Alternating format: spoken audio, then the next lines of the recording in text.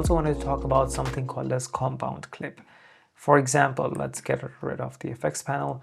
If we wanted DaVinci to treat this clip as one clip, or if you want to put any video settings on both of the clips together, what we can do, you can go right click here and then you do compound clip.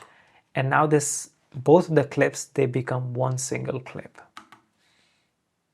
You can do this for entire video. So this whole thing, here we have sort of this entire, everything here, you can make it in one single clip.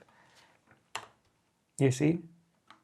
The benefit of that, you can do this in the end, so it makes your timeline look a bit cleaner. Now it's not that messy, but sometimes my timelines, they get really messy. So then you can, so it looks like that it's one clip. And now if you want to make a change as well, you can do the change as well. And that would be on the entire clip. So I would just do it like this.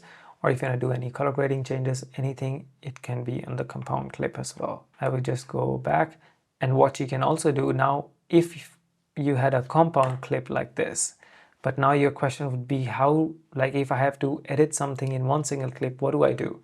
You go to right click, you go decompose in place, or you can do open in timeline. So then this compound clip, all these clips would be open in a separate timeline.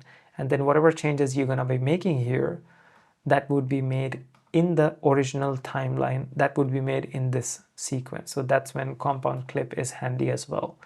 And what you can also do, you can do decompose in place. So it's, yeah, decomposed in place. For example, this, you can make it in a compound clip, boom, it's just one clip now. And if you want to make any changes, if you want to rotate it, it's all one clip. So that's when compound clip is really handy as well.